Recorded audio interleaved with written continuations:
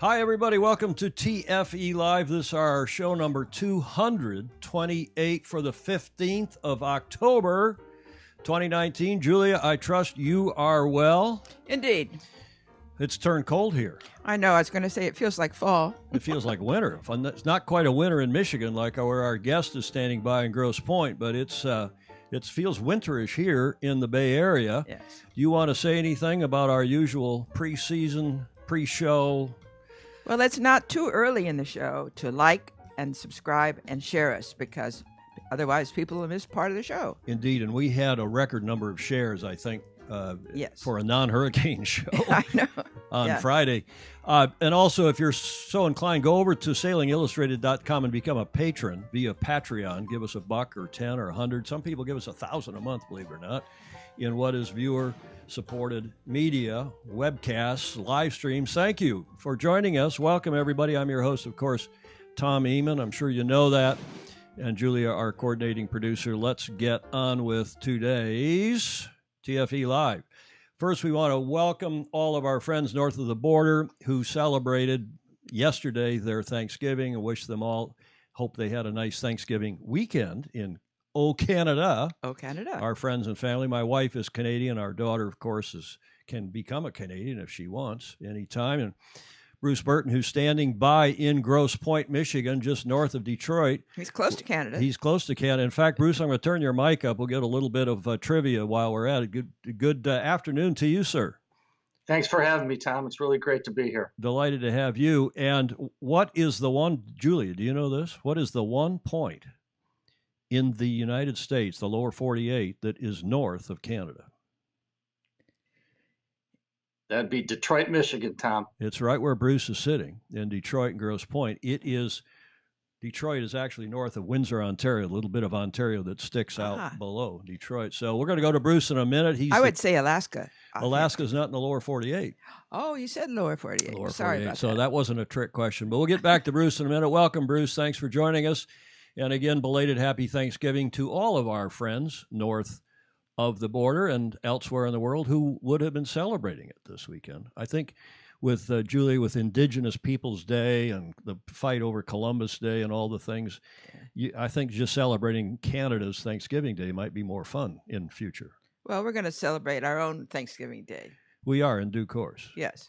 Okay. Also, we wanted to say to our friends in the UK, yesterday was also important because Parliament was opened by Her Majesty Queen Elizabeth. She is 93 years old, but more importantly, this was her 65th parliamentary opening. She says it's her last one, but it was another splendid occasion. And this photo, widely circulated in the media, it was a caption contest. I put it on my Facebook page, not intending it as a caption contest, but the Crown Prince looking on as if to say, some people thought, well, Mum, it's my turn, Mum.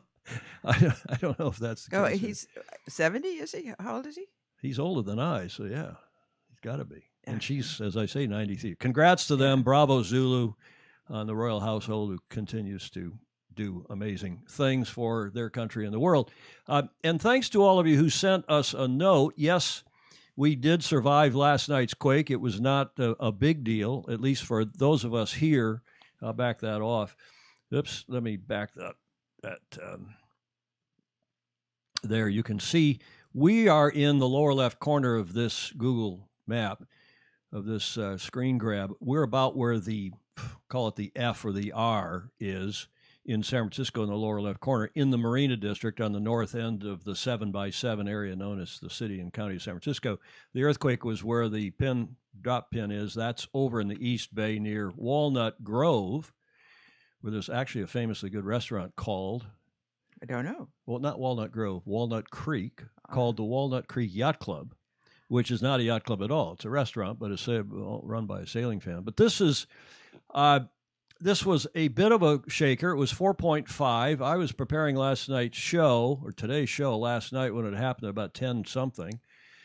And, we get nervous about these things. We don't make a big deal out of it because we had one a couple of weeks ago at about a little bit less than this. But it shook us pretty good here in the marina, and people are so expecting the big one.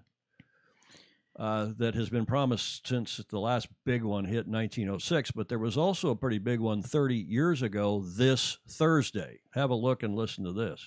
Well, 30 years ago this week, the Loma Prieta earthquake rocked the Bay Area. The quake forced profound changes. Yep, all week we will be taking a special look back tonight. KPIX5's John Ramos on the places where the shaking left a lasting memory.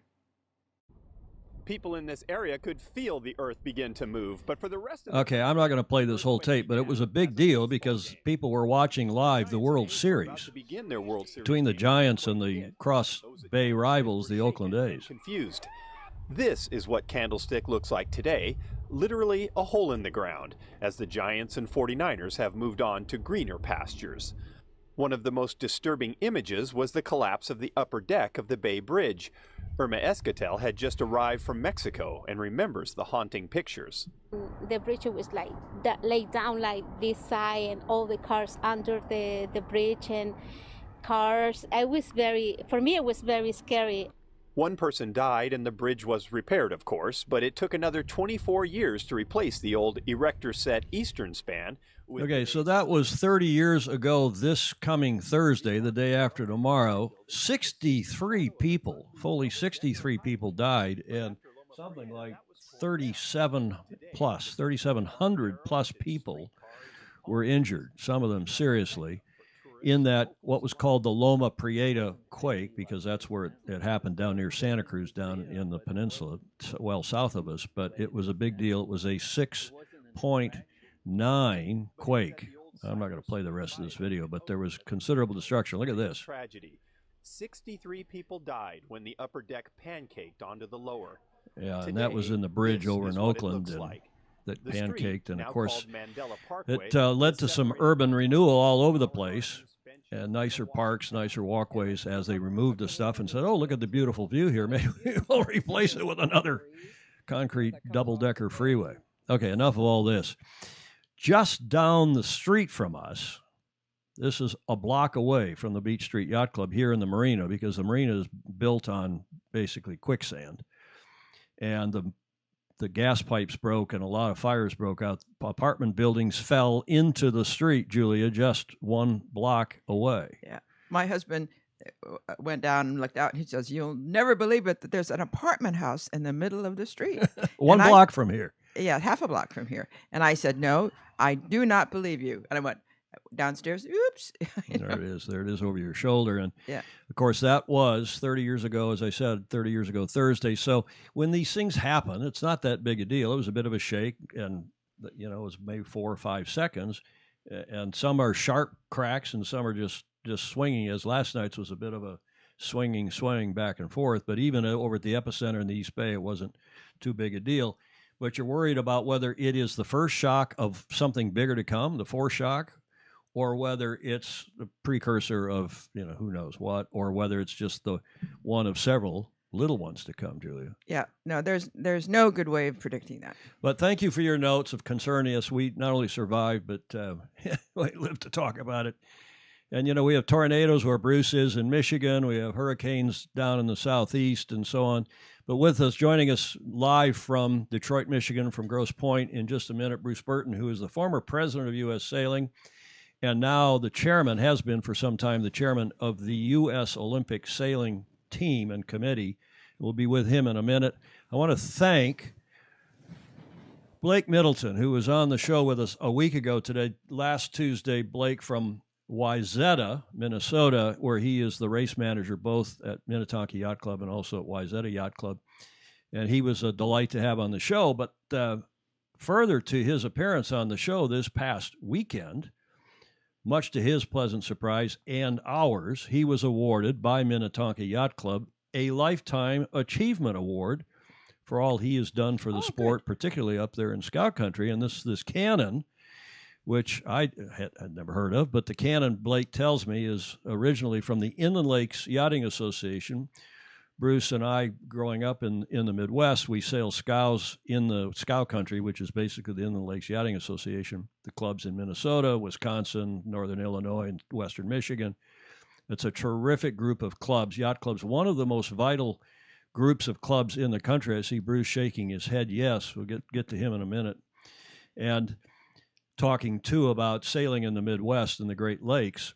But this cannon from the gunboat Thor of Oslo, Norwegian, presented to the past ILYA Inland Lake Yachting Association by a past ILYA Commodore and then longtime Minnetonka Yacht Club member Bob Savy. It was rededicated as the MYC's Lifetime Achievement Award. The names engraved in the trophy are a literal who's who of key figures in modern history of the club, everyone from multiple national sailing champions to last year's award winner, who was the head coach of the '88 U.S. Olympic sailing team. It was truly unexpected and an astonishing honor, Blake Middleton says, to be added to this legacy, to the legacy of this award. So bravo Zulu to you, Blake. If you're watching, I don't know if he's on, Julia, or not. You watching the comments and the people on, but really delighted after we had him on the show last Tuesday to have Blake on. He is a leader, sailor, coach, race manager. He is watching. Fine all-around guy. You say he is watching, right. Julia?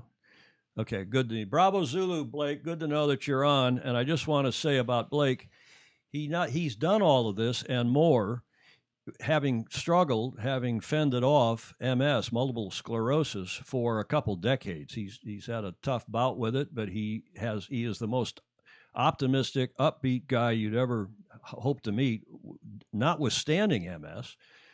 And he continues to be so, and we are really proud of him for having won this award, and Minnetonka Yacht Club for having the foresight and just the nice idea to present that to him. Lifetime Achievement Award to Blake Middleton. Also want to thank our friend Luca Devoti, who was on the show Friday, our sailing savant from Italy, and Luca announced that he is running for vice president of World Sailing in the elections come next year.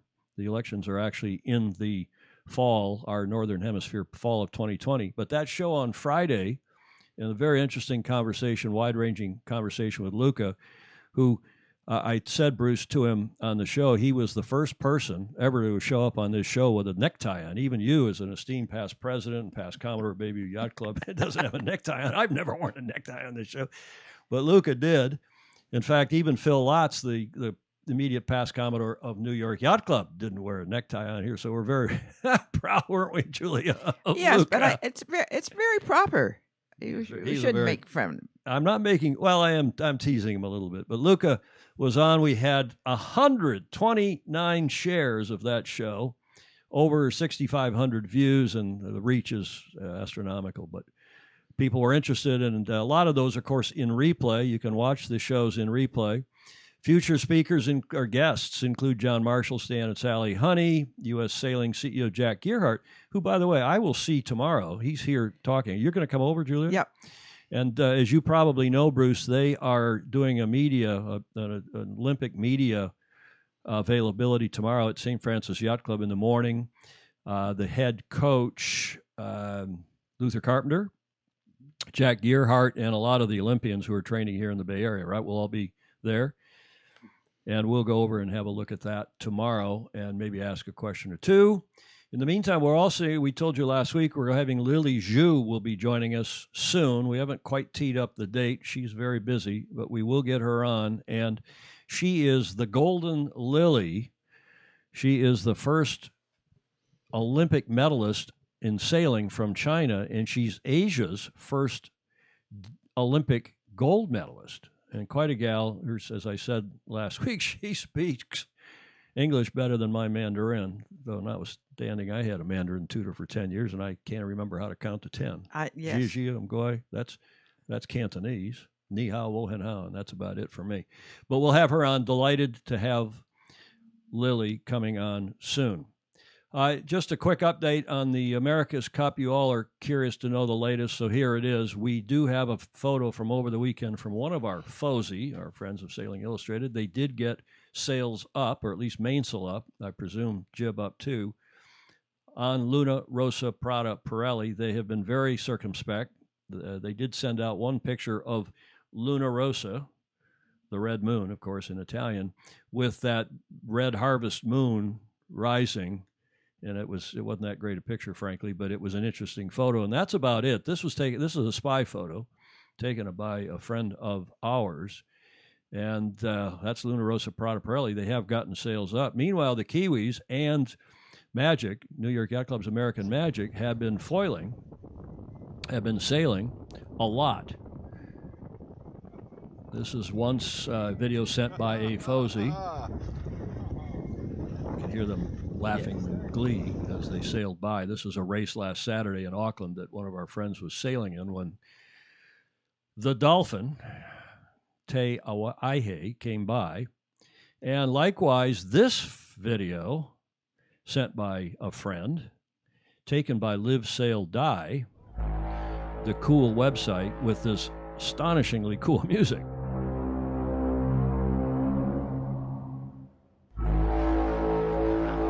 Is that? Yeah. Foreboding, Halloween-esque. Sounds like a whale. There's Rangi Toto in the background. Is this jibe going to be completed without falling off the foils? Looks like it. Nope, they cut it so you couldn't see. Here's another jibe.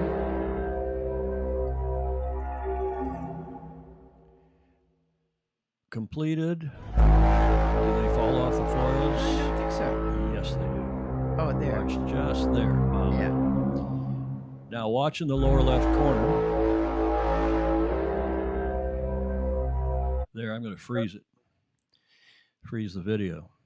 You see that? Yes. You know that Burgee? Bruce does. He's a member of that club as well. Exactly.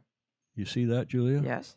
That is the New I was York gonna say Yacht New Club, York Yacht Club, Burgee. yeah. Now, I talked to Terry Hutchinson. I'll play the rest of the video and then I'll tell you the story. I'm actually, I'll switch right to it. I took a screen grab, and that is apparently the New York Yacht Club spy boat, because they've got a New York Yacht Club Burgee on the bow of it. And they had apparently taken people from Live Sail Die out for a little excursion. I'm told by Terry Hutchinson that is not the case. He tells me, and I take him at his word, that is not the New York Yacht Club's spy boat. And I not only do I take him at his word, but why would you have a Burgee flapping around up in the bow of the boat if you're trying to get spy photos and videos of one of your rivals? Yeah. So what I think was going on here is that somebody grabbed a New York Yacht Club Burgee. Maybe it's a member. Maybe it's on a member's boat. And they took out Live, Sail, Die. It's Peter Montgomery's daughter and so on. But look at, Bruce, look at the Burgee. What do you see? I got your mic up. It just went away. I couldn't see it, Tom. There you go. Okay, great. Well, I see the Live, Sail, Die right next to it, and I can't tell what kind of boat that is. Look at the Burgee itself. Yeah, exactly. It looks a different kind of star, isn't it? It's upside down. It's upside well done. down. You got it. Yep, exactly. The Burgee is being displayed upside down. The pointy part of the star Exactly. is supposed to be right down here, is supposed to be up. That's the pointy part of the star. And instead they've got that, the bat ears up, the bottom of the star. And no self-respecting New York Yacht Club member, let alone the spy boat, would ever be going around with their Burgee upside down, right? Exactly, Tom. And the other thing, it's not a Hinckley because the flagstaff isn't wood. Hinckley, I don't think their spy boat's a Hinckley, though, is it? It's probably a Protector. Who knows? Probably, exactly. Hinckley wouldn't be fast enough to chase that thing down. That's true. The classic Hinckley yachts of Maine and in the Northeast that are favorites of New York Yacht Club members. Anyway, a little bit of fun there. Here is a spy photo. This is actually a webcam photo from today. We can also now confirm that today, and maybe in the past, but this is the first time we've had photographic evidence that Ineos Team UK, now this is from the Ride webcam, looking across the Solent over toward Portsmouth, of Ineos Team UK sailing, sails up main and jib today. And if you're wondering where Ride is, it's on the northeast shore of the Isle of Wight. So it's a fair piece away looking across the Solent towards Portsmouth, toward Gosport, where Ineos Team UK is based. And this is from a Fozy, a friend of ours, sent this to me just before we went to air as they were docking in this evening. You can see the low sun from the west. And he tells me that they sailed fully 8 hours today. They were out and on the water sailing around for something like 8 hours. So that's the first maybe you've heard or seen of that congrats to them. It's taken them a couple weeks to get out on the water after tow testing and so on, but cool stuff. Also, over the weekend, there's been a lot of speculation about, and I wrote an article on Sailing Illustrated about the flaps and the fences and the vortex generators, these little things on the bottom of the fins, particularly the wings, the foils on the bottom of Sir Ben Ainsley's boat. This is a very nice shot by Gerald New of sailweb.co.uk, courtesy of him, that he ran, and you can see these little thingies sticking down on the bottoms of their wings. You can also see, we talked about it, the wing flaps. The rule permits you to have a maximum of, well, you have to, in fact, have 2 wing flaps, trailing edge flaps right here, and you can't see this one over there.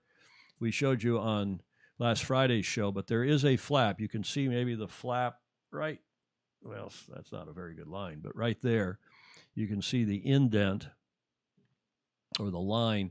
And the way that works is my mother asks, in fact, if this is the full, my arm is the full foil, and you got this little, how do I show this? You got a little flap on the trailing edge of the full foil, just like on an airplane wing. And I'll go back here to the drawing. And in the what you want to do, what the teams are doing, is that in low speed, high lit, when you want to lift the boat up out of the water, you put the flaps down so you get more curvature here on the wing, on the foil, and that causes more drag, but it also gives you more lift. So just like when a plane is taking off and you see, or landing, and you see them drop the flaps on the trailing edges of the plane on the wing. Well, likewise, once you're up in the air and at speed, you don't want all that drag, so they retract the flaps, as is the condition here, so it's a more barely curved surface, giving the lift to keep the boat up out of the water, but also not causing so much drag and slowing you down. So that's how they launch the boat, so to speak, get them up out of the water, is with those trailing edge flaps. And as we told you on the show on Friday, they cannot have flaps on the rudder. The rudder has a T-foil on the bottom of it. Mm-hmm. And if I turn the rudder like this and put the T-foil, let me go over here to another shot. If this is the rudder and there's a T-foil on the bottom of it, by raking the rudder fore and aft, it changes the angle of attack. It changes the angle of attack of the T-foil on the bottom. This is kind of like rubbing your, I know, patting your head and rubbing your and tummy. going the wrong way. Yeah. And going the wrong way. Anyway, you get the idea of what's going on here, and thanks to Gerald New for that photo of Sir Ben Ainsley's Ineos Team UK, their treatment. There's similar things on Pratas, but obviously an aerospace influence here, maybe a Formula One influence from the esteemed Adrian Newey, who was with the McLaren team. He still is with one of the F1 teams. I can't remember who now. And we covered this on SI. You see here in the middle of these 5 stories, what's all the flap? I had an extra "the" in the headline. You see that? What's all the flap? Usually somebody calls that to my attention. Yes. One of my proofreaders. Uh-huh. What's all the flap about trailing edge flaps? Well, there's a good story there. Gerald New has added to it. But the reason I really put this in was to talk about this story here on the left, here second from the left, because I put a headline up, Long Beach America's Cup bid takes step forward. That was the headline in a local paper, the Grunion. And it was a bit tongue-in-cheek because, frankly, it looks like they've taken a step or 2 backwards.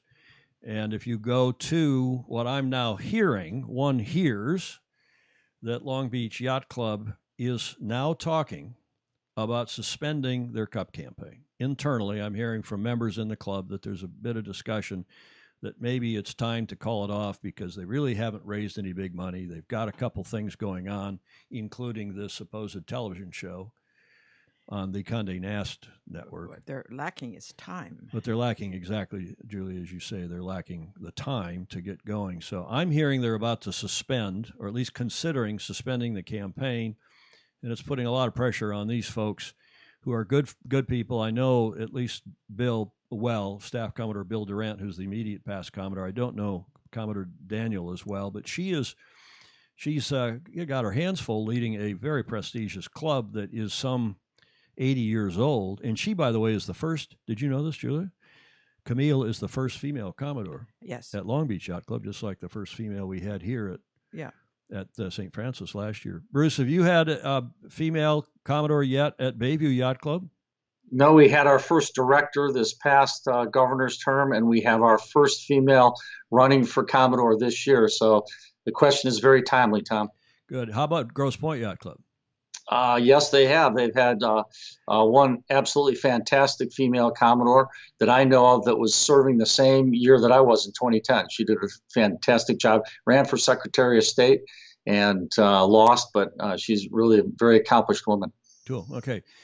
We'll get back to Bruce in a sec to talk about our main topic today, which is Olympic sailing, past, present, and future here in the U.S., but we'll see what happens at Long Beach, but don't be surprised if that does get suspended. Now, I'm going to back up. When you say suspended here in the U.S., presidential campaigns, there had been 20. I don't know what there are now. 12? I don't know. Bruce will know, or Julie, you'll know. Some number of candidates. 12 debating tonight. 12 debating tonight on the debate stage in Ohio. Yeah. Northeast of Columbus. Right? Columbus, Ohio. And when a campaign starts to peter out, lose money, lose momentum, they don't call it off. They don't quit. They suspend the campaign. It's a little more polite way, right, Bruce? It's a little more polite way to gently lower you and all your backers and the people you've raised money from and so on. So we'll see what happens. Full marks to Long Beach Yacht Club for giving it an effort, and to both Commodore Daniel and particularly Staff Commodore Bill Durant, who I do know and have known well for a long time, is a terrific guy, and I hope this all sorts out. And I hope, by the way, if they do suspend, I hope they get back in, toe in the water, kick the tire campaign, get back in for AC-37. Absolutely. Right? Yeah. Mm-hmm. And they haven't suspended. I'm just telling you what one hears, and usually we don't do a one hears unless we're pretty high up on the certainty poll. Okay, let's get to our topic today. I'm going to show a couple photos before we go to Bruce. John Kilroy here lives here in California, but has strong presence here in the Bay Area, member of San Francisco Yacht Club across the Bay, and I think still St. Francis Yacht Club too, sails for both. His dad, the late, great John, better known as Jim Kilroy of Kealoha fame, who was a dear friend of a lot of ours and mine included. But John, as he's known by some, has taken and given a seven-figure sum to the U.S. sailing team. So we're going to ask Bruce a little bit about that. But our main topic today is USA Olympics past, present, and future, because of the recent upset with losing Greg Fisher and Malcolm Page. Greg, of course, was the sailing guru at the College of Charleston for 7, 8, maybe 9 years, and then he left to join the U.S. sailing team as the COO, Chief Operating Officer. The business manager was his title. We'll ask Bruce about that. And that on a month or so ago, on a Monday, he resigned abruptly. And then on the Thursday of that week, Malcolm Page, who's originally from Australia and now has been living here in the Bay Area, was let go as the CEO, as the chief of Olympic sailing, the U.S. sailing team. So it was a bit abrupt and a bit of a surprise. And again, we'll ask Bruce about that in the context of past, present, and future, he being the chairman of the Olympic Sailing Committee. But I want to play quickly this video, which Bruce sent me, had one of the U.S. sailing staffers send me. I think it's kind of a cool video to give you, it's what Julie and I talk about, how tough it is to mount an Olympic campaign in any country at any time, and have a quick look at this. I think it's have a look. Malcolm Page, Chief of Olympic Sailing for US Sailing, so looking after the Olympic department. We're in the Aarhus 2018 Combined Olympic Class World Championship at the moment. It's the biggest event in Olympic sailing for the whole quad. Although the Olympic Games will trump it with importance, it's the biggest event with around about 1,400 athletes, 90 countries, and it'll be close to 1,000 boats or boards that are entered. So it's a huge event, and obviously the first opportunity for all the countries to qualify to the Tokyo 2020 Games. To me, the city of Aarhus has put on an amazing show. The organisation has been impeccable. They've turned on the sun. This is the pre-Olympic regatta, the mid-quadrennium regatta he's talking about in Aarhus, Denmark, last summer, about a year ago. With our sport, you never know what the week will bring, but I think it does get varied conditions. We're quite north up here in the Baltic, so we'll get cold fronts that'll come across the North Sea. At the moment, we've got a high sitting over us, so we'll get some nice light little sea breezes. I feel like probably in the last sort of 6-9 months, we've had a little bit of an acceleration in where we want to go as a team. This will be the first really major measurement point, so it's a little hard to say how it'll go, but what I have noticed so far is the environment that we've created here has been going really well. We've got a great team house.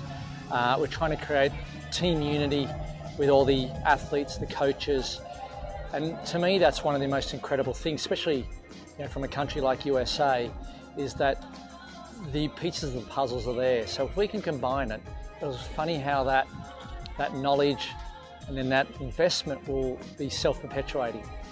So if we can get that environment right, the coaches are going to learn off each other, the athletes are going to learn off each other, and they're going to share the good, the bad, and just a good old funny story to keep a good mood. So everything's rolling really well at the moment, and hopefully racing will turn out the same. From what I understand, I think Harkin has been involved. Okay, this turns into a bit of a Harkin ad now. Harkin sponsored this video, as you saw at the head, and they, in fact, sponsoring a number of them. But that is, of course, Malcolm Page, who was the chief of Olympic sailing until a few weeks ago. And Bruce, why don't we just go right to you, and I'll wind that video down. And everyone wants to know, why did Malcolm get excused from further participation? Well, Tom, as you would imagine, U.S. Sailing has a policy not to comment on employment conditions with employees when they're working for the company and when they're not. So we can't really go into the details, but I certainly want to talk about the bigger picture, which is the systemic issues that our sport faces, and especially in the United States. So, part of my business experience, I've had 40 years in business, is that I certainly know that, Jim Collins wrote that book, Good to Great. You got to get all the right people on the bus, all working together, driving in the same direction. And if you look at our history of Olympic sailing in the United States, we've had some really great leaders that had Malcolm's position in charge of it. Dean Brenner worked for 2 quads really hard. Josh Adams worked his tail off for a quad, and Malcolm was here for almost 3 years. And it's very difficult. All 3 of those men worked very, very hard to move the needle. And we're having a very hard time moving the needle in this sport, in this country. And it's a systemic issue that's much larger than any one person. And so we're focusing on a leadership of working on that systemic issue. That's why we don't have any plans to replace Malcolm or any plans to replace Greg, because there's bigger issues here that we have to focus on. Okay, so Luther Carpenter has taken over as I understand it, tell me if I'm wrong, as head coach. Is that right? He's what's his title? Senior Olympic coach. Senior Olympic coach. Let me play this video again. You sent a link to it, or your people did, at the U.S. Sailing Office about Luther. Let's have a quick look at this to get familiarize ourselves with Luther Carpenter. Sure. Luther Carpenter, work with the U.S. Sailing team. My title is Senior Olympic Coach, and it's never been strictly defined, but certainly I'm watching over our entire team, trying to help the sailors in the different classes where I can help. And also we have a great community within our coaching staff.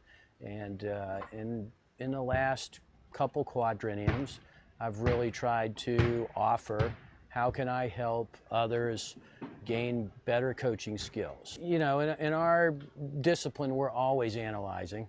It's an important skill.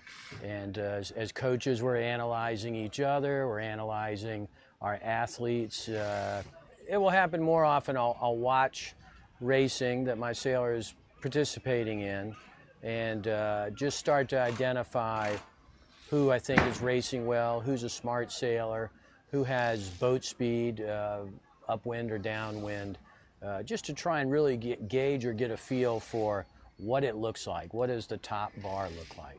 And of course, at the finality of an Olympics, there is a wrap up. And for me personally, I like 3 months to just sit back and honestly think about it. Okay, so that's from, I think, early this year in Miami was when that was filmed. But tell us again what his role. Luther's now the head coach.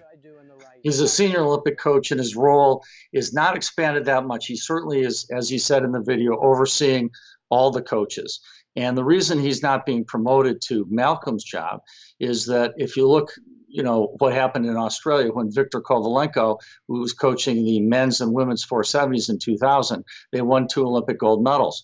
The Australians immediately, and you just read his book, it's just a fantastic book. They promoted him to, a head position, and the team didn't perform nearly as well. The following quad, they put him back in his position, and Malcolm won the gold medal in the 470, and then Malcolm won again in 2012. So I think, my business experience is if you have something that's working like Luther, he's our most decorated coach, 5 Olympic medals in 4 different classes. He's our Victor Kovalenko. The last thing we want to do is take a man with that type of capability and put him in an area that he wouldn't be as successful in. Okay, so that makes sense. And you're the chair of the Olympic Sailing Committee of U.S. Sailing's, what we used to call Olympic Yachting Committee, Olympic Sailing Committee. So you're the overseer. You're the guy who hired Malcolm, right? And also said, okay, it's time to go. Yeah. So, yeah, I hired Malcolm almost on the spot. That guy is an absolutely fantastic man. And I can tell you from being in business, you have a great opportunity to work with great people, and there's no bridges burned. And I hope someday we have that association again. We do have a number of people on the committee, and I don't know if, Tom, if you'd like me to take a minute and tell you who's on the committee or not. We have some really powerful, very well-respected and accomplished sailors. And by all means, please do. Yeah, I'd like to. Okay, I'm the chairman of the committee, and I serve at the pleasure of the board and Corey Sertle, who's the president. J.J. Fetter is the vice chair, and she's 2-time Olympic medalist, a silver and bronze medalist, 4-time Rolex Woman Yachtsman of the Year, and she's the chairman or chairwoman of our selection committee. So she works on the selection process. Brian Keene is in charge of all our resource development, he's a volunteer. All these people are volunteers except for when I say staff. Brian is a member of Beverly Yacht Club, and he was second in the J70 Worlds a couple of years ago behind Peter Duncan. He's in charge of fundraising. We have Jack Gearhart, who's a staff member, who's the CEO. Luther Carpenter is on the committee. John Shadden, Olympic bronze medalist in 1988. He's responsible for the interfacing of our organization with everything happening in California between now and 2028. This is a big focus that we'll talk about a little bit later in the show. Meredith Brody, who's our Olympic manager, is on it. She's staff. And then we have Paul Callahan, Sail to Prevail. We have Paul Kayard right there from San Francisco. He represents the America One Foundation, one of our biggest supporters. Commodore Peter Duncan, J70 world champion and Rolex Yachtsman of the Year. Sally Barkow, who is on the board of U.S. Sailing. Steve Benjamin, Rolex Yachtsman of the Year, Etchells world champion and Olympic silver medalist. And Steve Freitas, who is a business advisor and a member of Bayview Yacht Club, who is also an advisor to me. So that's our Olympic Sailing Committee. I'm going to also mention the people who are on the selection committee, because when you hear these names, you're going to really think we're getting it done. JJ's the chair. Mark Reynolds, we all know him, 3-time Olympic medalist. Thomas Barrows, Sally Barkow, Luther Carpenter, Joe Morris, Meredith, and Dave Perry. And Dave is on the board and an old-time friend and All-American from Yale, and we know all about his credentials. So that's our selection committee. Well, the whole group is a very impressive a group of sailors, Olympians, all known well to me, friends. You yourself, Bruce, are a former Etchells world champion. You're a former Commodore of Bayview Yacht Club. You're immediate past president of U.S. Sailing.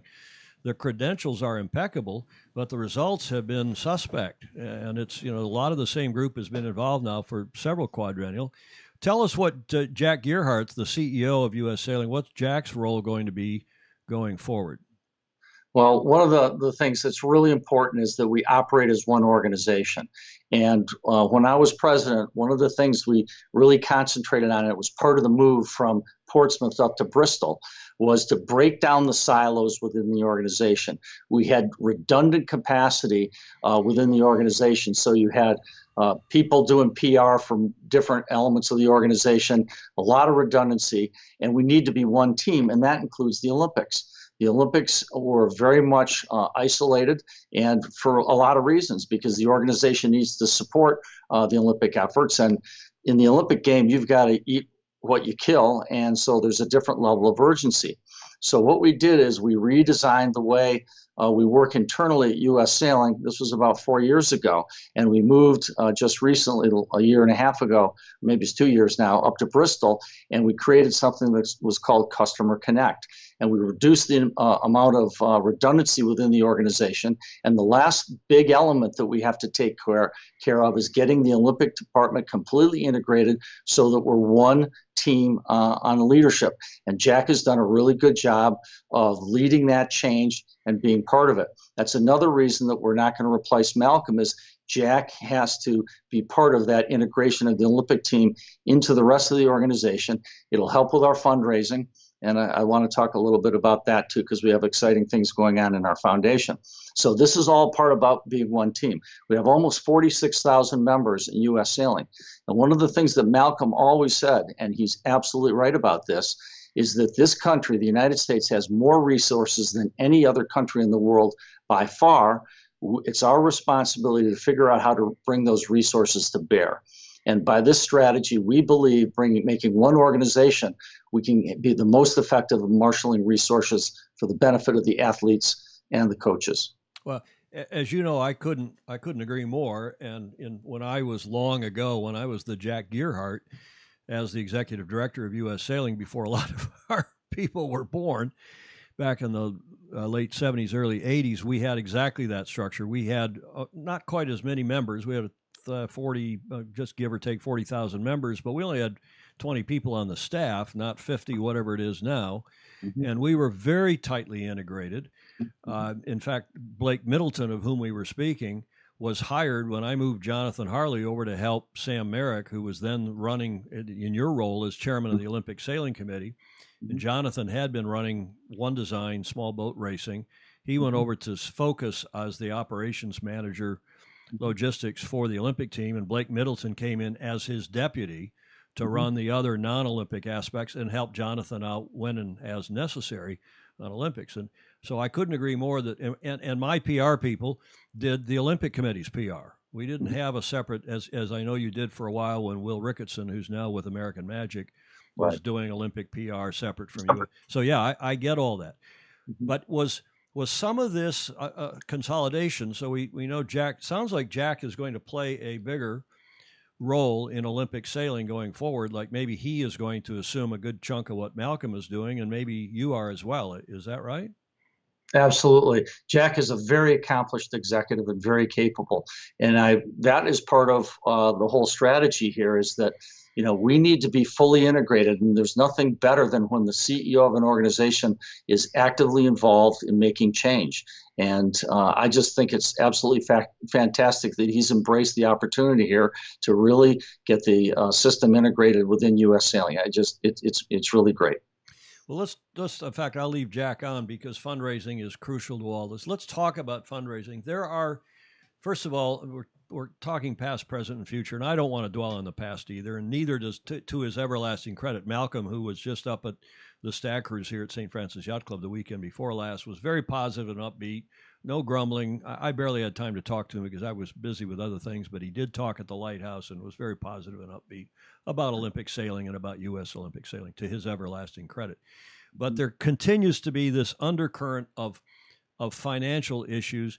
And some people have suggested that both Greg Fisher left, and that Malcolm left to save money as this quadrennium from Aarhus last year when I played that video, that Aarhus through the test events in Enoshima this year have not gone well for U.S. sailors. It doesn't look like our medal prospects are particularly good.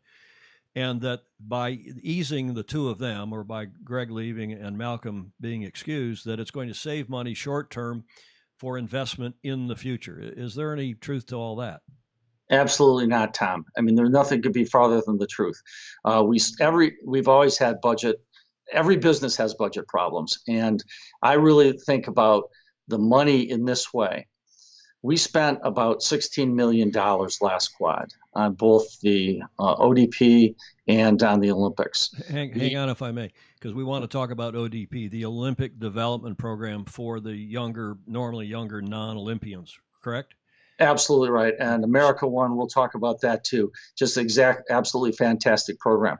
The point I want to make is, yes, we need to talk about the overall amount of money we have, but we also have to talk about the way we spend it. As businessmen, we have to be very effective in the deployment of our capital. So last quad, we won one medal and spent about $16 million for that medal. The Brits spent $19 million a medal for their 3 medals, and the Kiwis got 4 medals, and they spent about $5.5 million per medal. Okay, may I stop you there, because it wasn't perfectly clear in my earpiece. Maybe you heard it, Julia. We spent $16 million last quad, and we won a bronze medal in the Finn class, Caleb Payne. Correct. And then did you say the Brits spent $19 million per medal? Yes, sir. So they spent, they medaled what? They have 4 medals last time? 3. 3 medals. So they spent something short $57 million. Yep, that's right. For their 3 medals. And the Kiwis, you say, spent how much for their medals? I think it was like 5.4 or 5.7. It was that order of magnitude. Per medal? Per medal. Okay, carry on, please. It's very interesting. Okay, so when you look at running a business, what you want to be is very effective in your deployment of capital. And that means that you need to marshal all resources in the most effective way. And I can tell you as a businessman, if you look at the bottom line metrics that I just described to you, that is a very telling figure about the effectiveness and the efficiency of the way you deploy capital.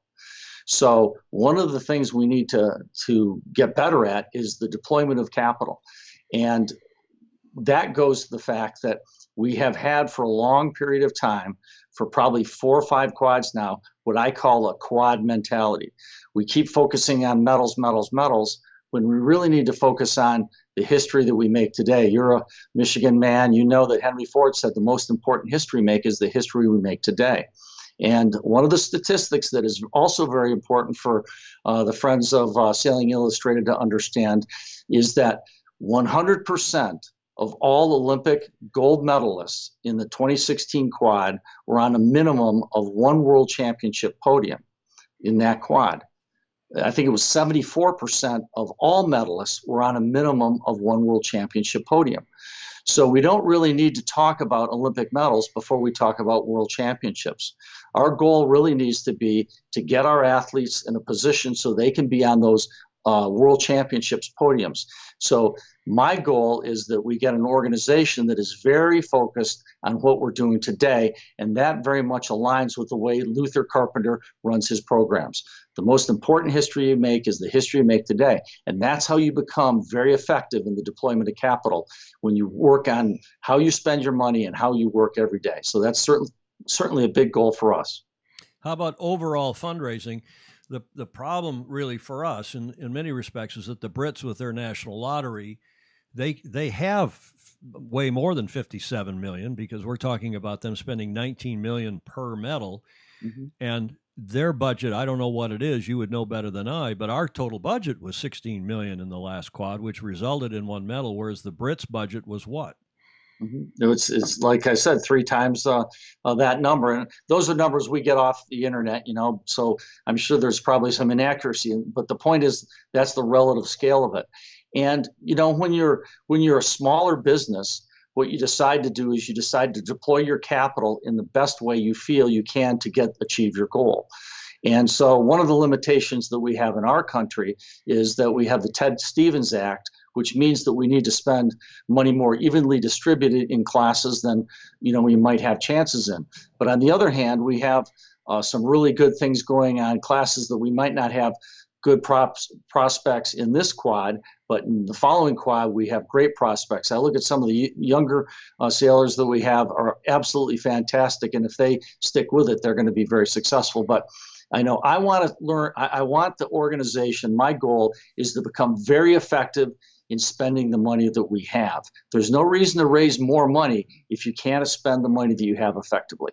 Okay, well, let's talk about ODP, the Olympic Development Program, because some would argue, Richard Gladwell, for example, who is the New Zealand editor of sail-world.com and is off and on. He's been on the show 4 or 5 times over the last couple of years and was just on a couple of weeks ago.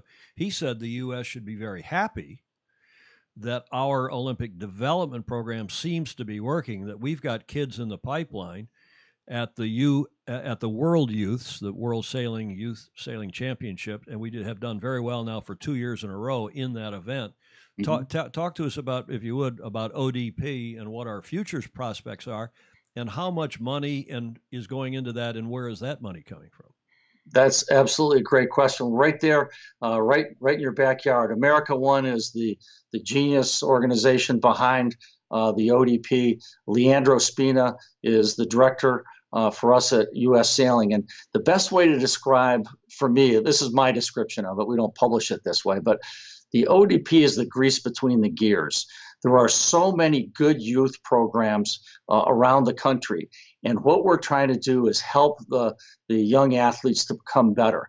They're already getting a fantastic foundation from these great programs that are local. And it's actually what's happening in the youth is what used to actually happen at the yacht clubs at the Olympic level. We can talk more about that later. So we're really the grease between the gears. And for your viewers, just let's remind them what happened. A year ago, when the Youth Worlds were in Corpus Christi, Texas, the United States won the Nations Cup for the first time. I can't remember all the medals, but that's basically a combined score for all the classes there. And this year we were third. We never used to finish like that. So thanks to America One and the dedication there, and Leandro and all the coaches in the country, we're really doing a great job. And the dedication of the parents, the dedication of the athletes, it's really happening. Okay, so let me stop you there and bring Julie in, because Leandro Spina he's Argentinian. Is that yes, right? he is. He's Argentinian. And Julia, you got a lot of questions and comments, so we're going to come to you. But Julia will remember that in 2000, we had an America's Cup campaign. I was with KR's campaign in that right. episode. And that was the 2000 St. Francis Yacht Club campaign called America One. And that was KR and the late, great Bob Billingham and so on. And out of that, after that campaign was over, Paul decided he really didn't want to go forward. Some of us moved over to Ellison's campaign, and Ellison's campaign bought the assets from America One for a tidy sum, $7 million, give or take. And that resulted in a corpus, I think, of $5+ million, or a little more than that, which the America One Foundation, which continues, has made available, Bruce, to the U.S. Olympic Sailing Committee for ODP, Olympic development purposes, right? But not for supporting the current team. Is that correct? Is that fair to say? That is very fair to say. And the two people that we work with closely at America One are Doug Smith and Paul Kayard. They've been excellent advisors to us. And it's, their vision that made this whole thing happen. And like I said, the program's great because it's grease between the gears. And, the sailors and all these existing organizations are really producing the talent, and it's just kind of bringing the whole thing together at the end. It's also doing a great job of exposing young sailors into the faster boats.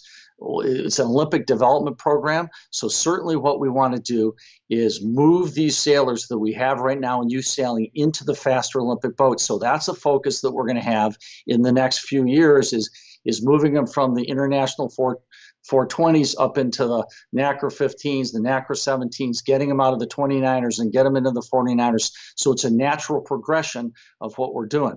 Remember back in the day when you were the executive director of U.S. Sailing, our sailors would sail the Olympic boats at a much younger age than what they do now.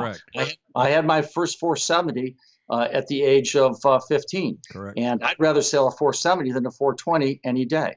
But that's not the way youth sailing's set up right now. So the ODP fills a huge void in that progression to the Olympic boat. So it's really working out well. Yeah, and you're absolutely right. And I'm a couple of years older than you, and we really didn't know each other in Michigan. We probably passed in some Sears Cup or something, one of the junior events. But I was sailing fireballs at age 14, 15, and 16 and hoping to be in the Olympics. And of course, then the 470 got chosen as the double-handed dinghy. And then we all switched to 470s. But there, and you had a couple campaigns, right? Was it Sam Merrick, the chairman then, or was Dick Stearns? Who was the chair?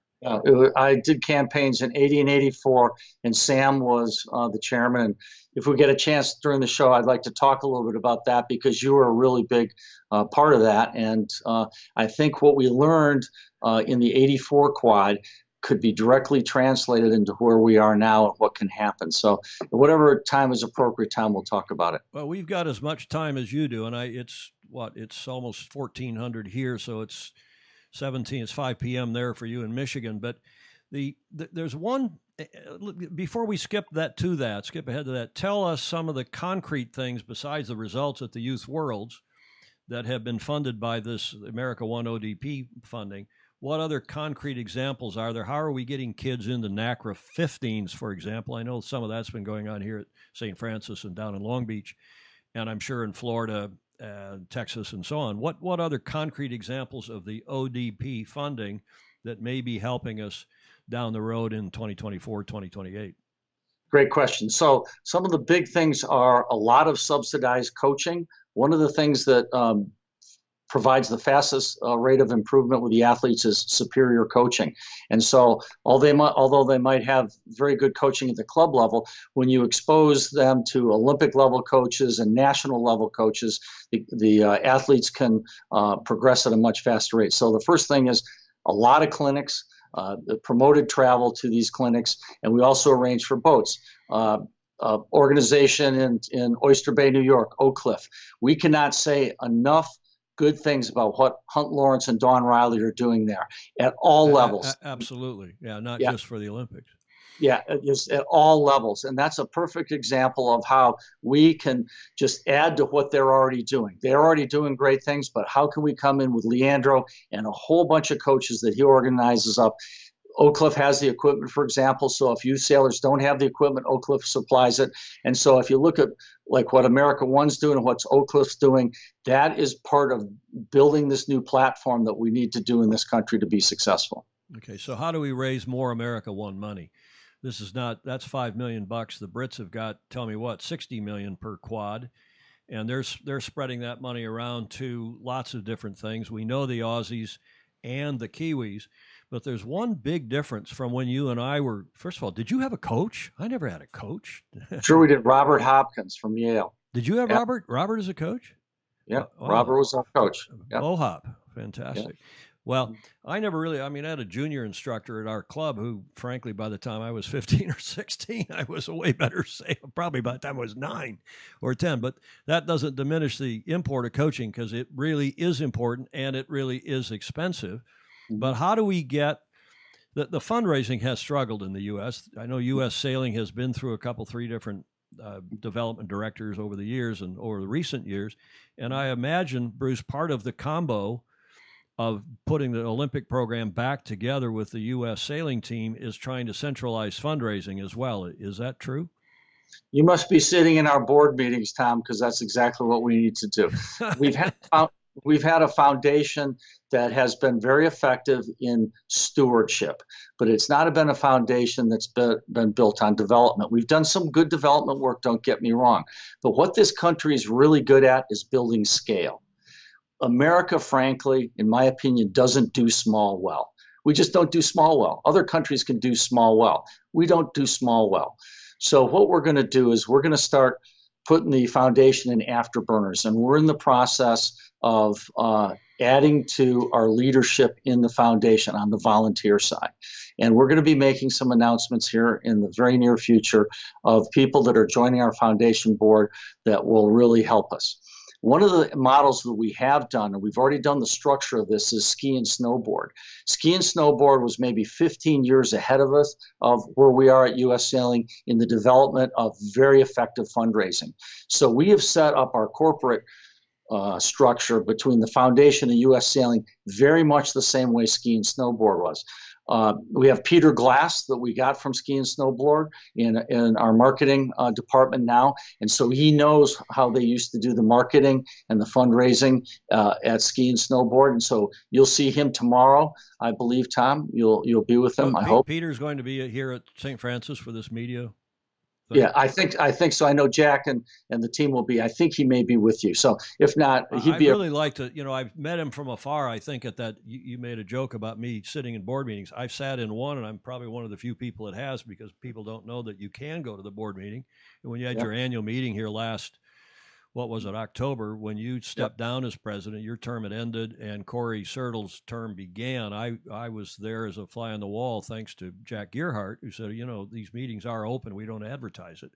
So I sat in the back for the day and really didn't write it up or anything, but just watched. And I'd like to meet Mr. Glass if he is going to be here tomorrow. If not, I'll get him on. But obviously fundraising is crucial, and whether it's centralized or decentralized is probably another big question. Yeah. So like I said, we need to make it big, and really all fundraising is local. And so what we have to do is create a network of local fundraising. Now, we have had some great fundraising through the One Design classes. I think the Etchells classes probably raised almost $500,000, more than $500,000 for the Olympic program. Really? What we did, we've created a One Design challenge where we challenged other One Design classes. The J70's in it, the Melges are in it, the PAC 52s are in it, the E-Scouts are in it. Any One Design class can do this. And you get a really nice gold sticker that goes on the transfer of your boat if you want to put it there on your car if you're a donor. And we've raised just a ton of money at the grassroots level through our One Design classes. So this is a perfect example where, we meet with our sailors in the Etchells class, and they have overwhelmingly been supportive of our efforts. And Malcolm made speeches to them, and so did Greg. And so it's been really, really well received. The athletes also will crew on Etchells and the Melges and the Jays. And so it's been a really effective way for grassroots fundraising. We just need to scale it. So that's an example of what we've been doing this quad. Okay. Well, let's talk about, I think you were starting to touch on it a bit, what the skiing and snowboarding people call the centers of they have a center of excellence in Park City, Utah. Park City in Utah. And that's been around for, I think, 15 years now. I sent you the link that Peter Houston or somebody sent me a few days ago. Peter, a bit of a skier, not a bit. He's a big-time skier. But as you know, I have advocated, you and I have had this discussion. I've had the discussion with any number of others. I think we need to locate the team, as most of the other countries do, in one city, and not spread it between Miami and San Francisco and maybe Long Beach and wherever.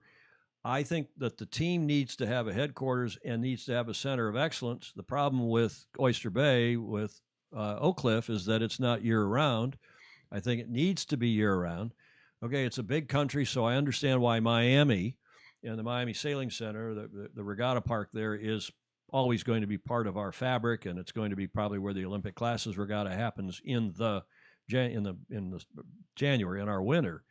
But with the 2028 Olympics coming up in Long Beach, why don't we do what basically we did in the late 70s, early 80s? And I don't want my friends in San Francisco to jump down my throat tonight if Julie and I go over to the yacht club. Why don't we reposition the whole team and the team effort and the coaches in Long Beach now? Get Sangmeister, who's on your board, John Sangmeister, get the rest of that gang down. There's plenty of money, and get them focused on providing a center of excellence for the U.S. sailing team now. And if they need light air, they can go to San Diego or Newport Beach. If they need heavy air, they can come up here and spend some time also on the East Coast and the East Coast Central, meaning Texas, but also in the East Coast, meaning Miami and Lauderdale. Mm-hmm. I think that's very good thinking, Tom. I think you know who I told you was working on that project, and his name's John Shadden. You know where he lives, and I think you're going to hear announcements and learn more about that exact subject in the near future. Okay, well, I did not know about that. Of course, I know John when he was sailing 470s in your era. Yeah, you must. Well, when I introduced the OSC, I read off the names and I mentioned I must not have emphasized it enough, but he is our liaison to all the activity that's going to happen in California between now and 2028. And he's going to make sure that the resource development in California and how U.S. sailing can, and his committee out there, because there's going to be a lot of people out in California working on it, is going to support the efforts out there. And I think you're thinking about LA's probably not wrong at all, but I will tell you there's a fantastic opportunity with FAST in San Francisco. So we just have to work through, those two things, but you're absolutely on the right track. Okay, well, I didn't know that, and I'm delighted to hear it. John used to stay with us when we had the Olympic trials. You must have sailed there in '84 in Newport, didn't we? Or no, yeah, it was the '80 trials. The '80 trials were Newport. The '84 were Long Beach. Yeah, '80 trials were that's right. And the lead up to it were in Newport, Rhode Island. And I was, of course, living there doing the U.S. sailing, the USYRU gig. And John and his crew, who was Charlie McKee, I think. Absolutely right. Charlie got and they used to sleep on our floor. They were, our condo in Newport was the 470. Maybe you even stayed there. I don't remember. Our condo was around the corner from Fort Adams, in kind of a New York Yacht Club enclave, and then of course we did do the '84 trials in Long Beach because the Olympics were in '84. There where we won a medal in every class, and it's a different era today. It's a different world today. I don't think anyone expects you or our U.S. Olympic sailing team to win a medal in every class. The world has become too competitive across the board. But it certainly made sense to focus the efforts leading up to '84 with the Olympic classes regattas, the so-called ACROC, that were run in Long Beach by John Shadden's dad, Tom Shadden, and the late, great Barry LeBeau, and there's the late, great Chuck Kober. In fact, we even we saw to it, we all worked to get Chuck Kober elected as president of U.S. Sailing, what was then USYRU, Chuck being the Long Beach-based denizen. He was really the dean of yachting in Long Beach, and his late great wife Adra, who was played a key role in all that, and she was the first. Do you realize that Chuck Kober's wife Adra was the first female commodore of a major yacht club in this country? She was Commodore of ABYC, Alamitos Bay Yacht Club, before it was politically correct or cool to have a female Commodore. There was no pressure. She just was competent and good. Chuck, of course, was a past Commodore of Long Beach Yacht Club and an architect who, by the way, designed Alamitos Bay Yacht Club. And he, just a great guy, and their home in Long Beach became the mission to seamen, and they housed judges and sailors and everybody else, sort of the way Julia does here, don't you, at the Beach Street Yacht Club? Yes, indeed. Including the studios of Sailing Illustrated. Well, that's great news. So John Shadden is your West Coast guy, and we're going to expect to hear more news about things happening in and around Long Beach in California leading up to 2024 and 2028. Is that fair to say? That's big news, I think. Yeah, absolutely. You're going to just in the next few months, you're going to see the strategy start to roll out. And I think it's exactly what we need to do. And if this is the time in the show you want to talk about '84 in Long Beach, I'd like to talk about what happened in that quad with Sam and while you were at the helm at U.S. Sailing that was so important. And I think we need to reflect on what happened then and how that could be effective for us in the future. So if this is the right time. Okay, great. So one of the things that Sam did, he had my job. Sam Merrick, he lived in Washington, D.C. He went to every one of the people that were involved in the class leadership. In my case, it was the Flying Dutchman. I had been around for the previous quad, and he asked me a very simple question. He made a statement and asked me a question. The question was, the first was the statement, Bruce, the goal of the United States is to win a gold medal in every class. And I'd like to know from you, what will it take to do that in the Flying Dutchman? And this was in 1980, right after the Olympic trials. And I said, Sam, it's really simple.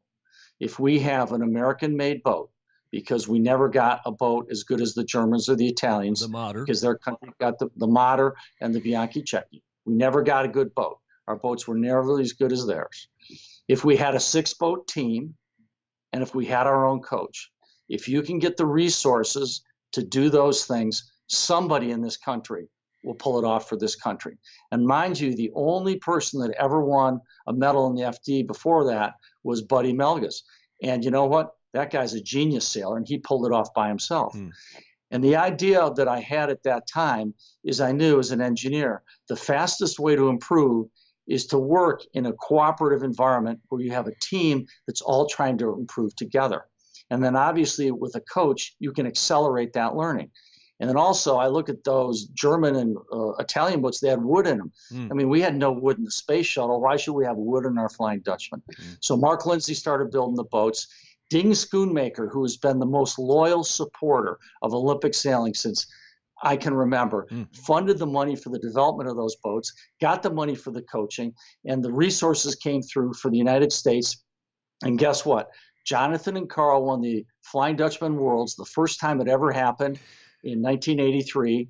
They won the Olympic trials by Jonathan and Carl. Jonathan, right, McKee. They won the Worlds in '83, and they won the gold medal in '84. Carl Buchan and Jonathan McKee. Exactly right. Carl, Jonathan, and Buchan McKee. Jonathan McKee and Carl Buchan. Yep. And they won the gold medal in '84. So we went from a country that had nothing in the Flying Dutchman, never won a world championship. In the course of 3 years, we won a gold medal. And then Paul Forster picked right up and kept going with the thing. And he didn't have the luxury, Paul didn't have the luxury of the team that we had, but he had the luxury at least of having the boat.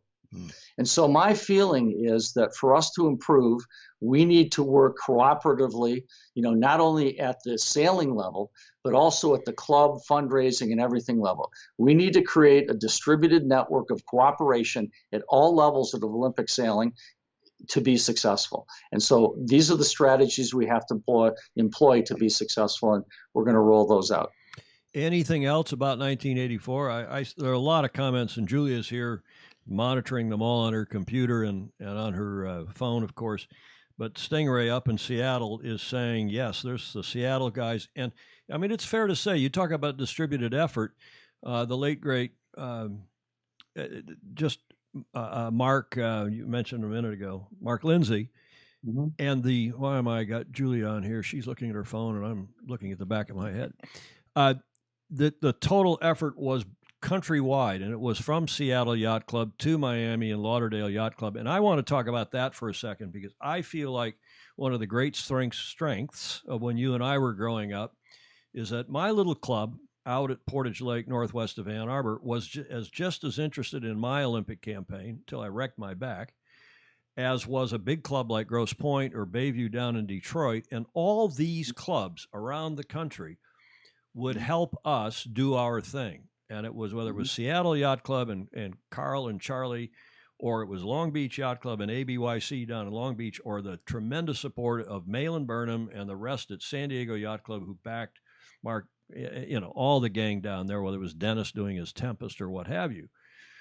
And to say nothing of St. Francis and the foundation here and New York Yacht Club's foundation, and on and on and on. I feel like we've lost that in the way that U.S. sailing is structured. You've heard me talk, we've talked about this before. And I think the sooner U.S. sailing can return to a more broader-based organization where, and look at it, in my day when we went to the 2 meetings a year, we had a big semi-annual meeting either at Chicago or Dallas-Fort Worth because it was in the middle of the country. And everybody would go there and march to that meeting. And I mean everybody, the racing sailors, you remember, not only the Ding Schoonmakers and the Buddy Melgeses and the Jim Kilroys and the Dennis Connors and everyone who was anybody in big boat and small boat sailing showed up in Chicago at that mid-year meeting and made policy. And they could speak at any committee. The Olympic committee, your committee, met, and we could all go in there and listen. And yeah, you didn't talk about some of the nitty-gritty personnel issues in public, but anything else. And if somebody put their hand up and made a decent comment, you were on that committee before long. And that's how we got people had never heard of. That, Sam Merrick was another guy who was a good scow sailor from Bayhead, New Jersey. Actually, he worked in Washington, D.C. and had a condo there. He was a lobbyist. But he was a scow sailor out there at Bayhead, New Jersey, and an e-scow sailor of considerable repute. And he showed up and suddenly made a few comments, and before you knew it, he was chairman. Okay, it wasn't quite that fast. Then we had an annual meeting in October, And it was a policy meeting, not a leadership forum or not a this or that. It was a policy meeting where all the committees met, and the board was too big, but it wasn't a problem because the executive committee really ran the place. The executive committee about the size of what your board is now. And everybody showed up, everybody talked, everybody put their hand up. Julia, you remember the late, great Tom Allen, who showed up here from, very quiet guy, IBM executive, showed up from St. Francis, came to the U.S. sailing meeting, put his hand up and made a couple of very, very, very interesting comments. And before you knew it, he was a vice president and raised a lot of money and left a lot of money to St. Francis, right? Yes. So he also understood the ballpark part and the administrative angles. So exactly. So Bruce, I just think that if U.S. Sailing would go back to, and I think I heard you saying this, to a broad-based, club-based organization for starters, I think it would help in doing everything that you're talking about doing. That's it. That's exactly what Corey's vision is to excite and involve the grassroots. And again, you must be reading our board minutes or something. We're planning on having the Olympic Sailing Committee meet down at the Leadership Forum. I will say this, though, what we were finding, Tom, in the Sailing Leadership Forum is that first week in February in San Diego. So for all your viewers in California, we hope that they can come. And we usually get about 600 people when we're there, and hopefully we get more. But what I was going to say is that we had a significant decline in attendance at our annual meetings, and that's why the Leadership Forum has taken over a lot of those good things that used to happen then. But I'm hearing you loud and clear, and I can tell you that Corey is absolutely committed to getting grassroots support of everything that we do, not just Olympic sailing, but youth sailing and judging and race management and education. And you know, it's just that she's totally committed to that. So I think you're spot on. Good. I'm delighted to hear it, because right now the executive committee, which is what, a dozen people and some staff, sit in around the perimeter, as I saw last October. But they meet 12 times a year. They meet monthly by phone and a couple, 3 times in person. And no one, you know, who reads the minutes? I frankly don't read the minutes unless 3 or 4 months later somebody sends them to me and says, "Here, look at this." But the magic of what used to be USYRU in the early days of U.S. Sailing was that the clubs and the classes ran the place. And I'm delighted to hear you say that the One Design classes with which you're intimately familiar are involved, and the clubs and the classes ran it. And it worked 2 ways. Somebody like, you know, Clark Chapin, who's a judge and past president of the Interlake class from our little home club in Ann Arbor. You know the late, great Lynn Stedman from Detroit River Yachting Association and Bayview and Grosse Pointe Yacht Club. And, you know, Lynn Stedman showed up, and before you knew it, he was president. But it worked both ways, because they'd come to the meeting and they say, "Oh, I'm there and I served on this committee." And then you go back to your club and you say, "Well, here's a report from what just happened at the USYRU or the U.S. Sailing annual meeting or the spring meeting." And suddenly the people in the club, the Bayviews, the Grosse Pointes, the Seattle Yacht Clubs, tell me where, Long Beach, said, "Oh, that guy or gal is a senior official in the national organization. We're very proud of that. We ought to pay attention. Maybe we can also help out." And that's gone. Sure. When we've got 12 people sitting on a conference call where no one else is listening, it's gone. And I hope that you can drag Corey and the rest of the gang back to that. Yeah, well, I don't think I have to drag her. She's a really effective leader. And I think that, you know, Tom, I really suggest you bring her on the show. She's so dynamic and she's so smart, and she gets this thing. And we already started this when I was president. Tom Hubble, who I succeeded, was very much of this mindset. So what our strategy was is, you know what, before we try to get back to what it used to be, we have to fix what's inside our office, right? We have to break down the silos within U.S. Sailing. Remember I said that earlier in the in our meeting here. So I'm very big in business. Before you try to get new customers, before you try to expand your business, make sure you're taking care of your business. Make sure you have the things working inside your business properly before you try to get new customers. So we spent the last 3 or 4 years doing that, and it's been very effective, I feel.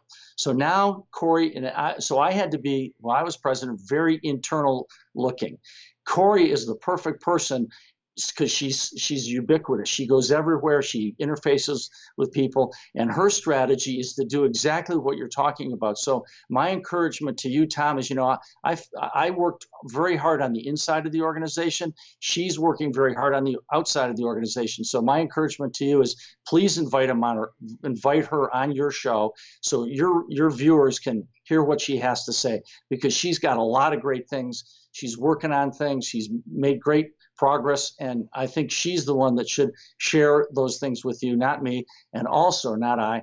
And also, she's very involved with World Sailing, so she could really be an interesting guest for you and your viewers, I think. I totally agree, and she has an open invitation. I've invited her informally, and now I'll reach out formally and invite her. I saw her a 3 months ago in Newport at the America's Cup Gala. She was there. I've known her, basically all my adult life, so we'll do that and get her on.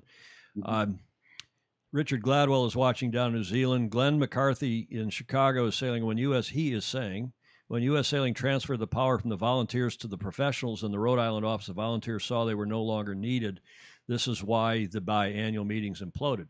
I think Glenn, who, he can be a gadfly and sometimes difficult. I've known him and his dad for a long, long time.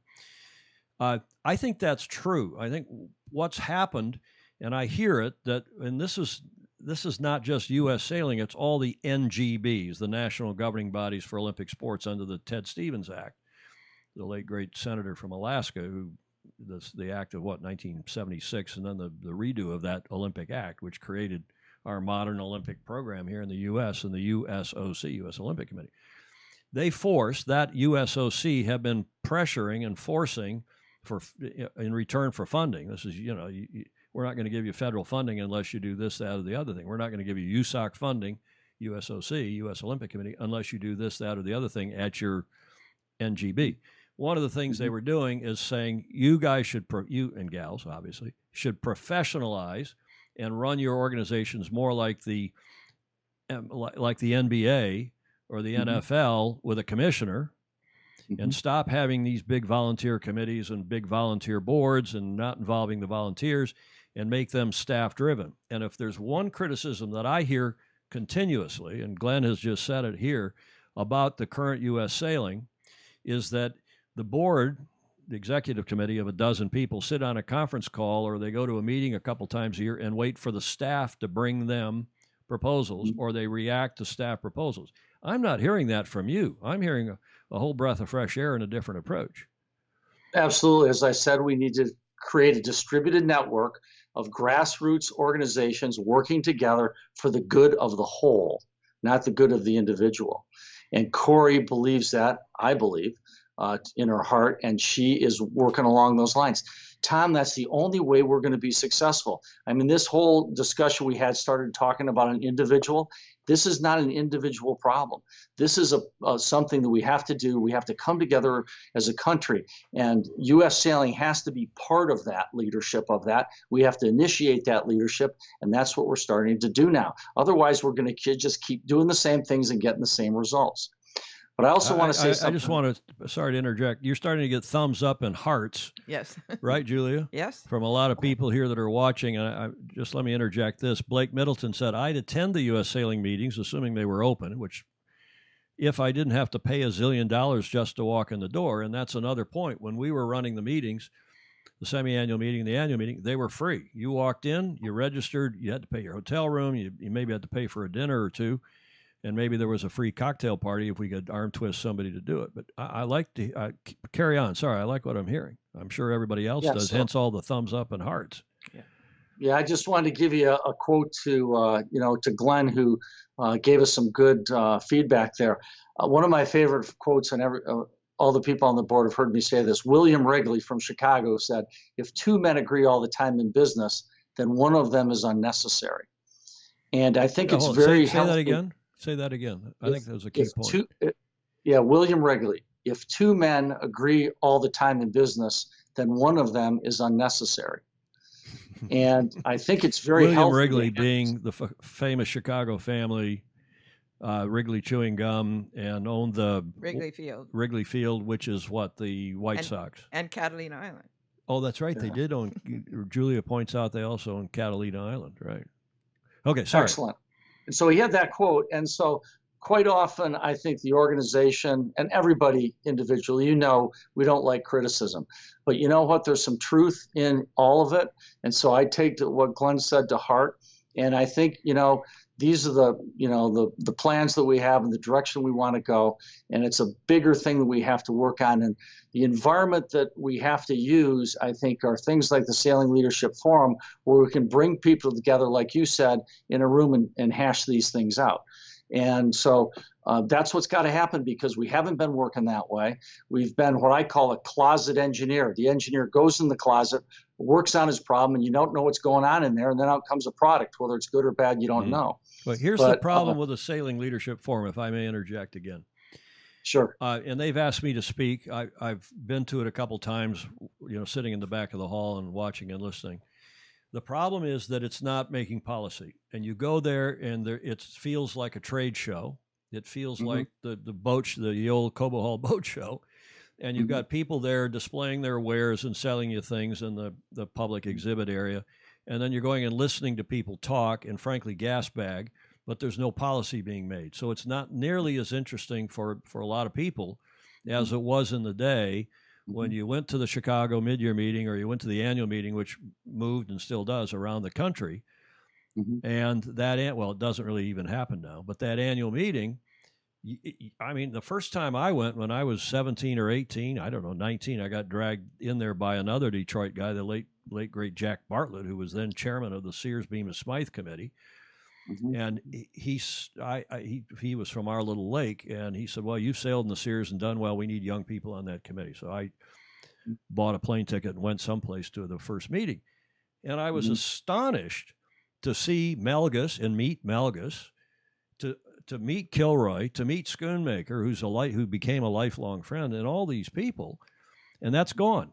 And to sit in the back of the room and watch policy being made. The hands went up in the air, and the arguments happened, and they were heated. I mean, the offshore people make those of us who were small boat sailors growing up, made us look like pikers, like kindergartners, because the offshore people in those days, you remember, were battling between what was then the old CCA and the IOR, and then they were gradually, some people were saying, let's go to this measurement handicap system, IMS. And that, we've got problems across the board, I submit. Sorry, last time I'll say it, because that, which I think I hear you advocating, and you say Corey's going to move us toward, we need to get back to where policy is being made, people can see it being made, and people can participate if they want. Yeah. I mean, obviously, we're from the government. We're here to help you. Doesn't work in our schools, and especially in the United States. So I think that, it's a pendulum thing, and the pendulum has swung one way.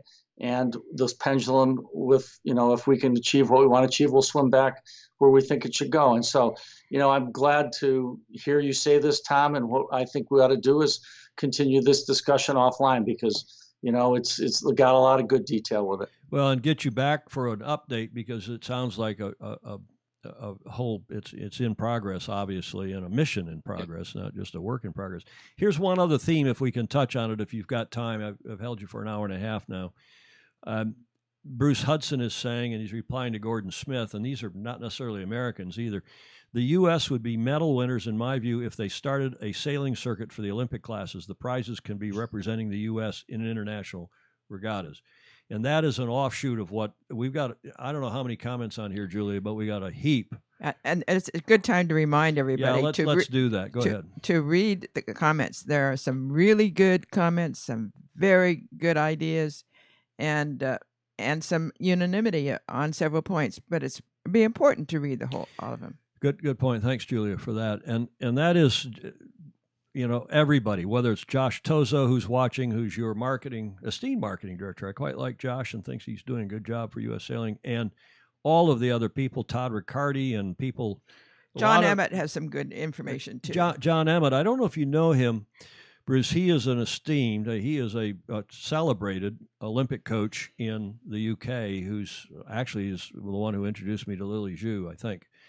But let's go back to this point, because one of the huge criticisms of world sailing, and one of the reasons why I get bugged by Corey's lack of kind of, when I was on the council, when Andy Kostanecki was on the council, when Ding Schoonmaker, Harry, and we were there, we didn't quite Khrushchev style bang our shoe on the table, but we made points, and strong points, and often it was, well, we the U.S. can do whatever whatever you want to do, we will, but for the small countries, this is what we should be doing.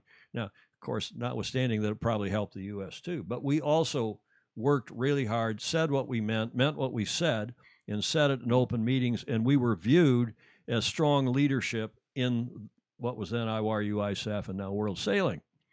But one of the constant and Jan O'Malley's watching, and she grew up there in Barnegat Bay with Sam Merrick, and was our leading light, along with Helen Ingerson, who you knew well, the late, great Helen Ingerson from Rochester, New York, another Great Lakes person, sailor, superb sailor.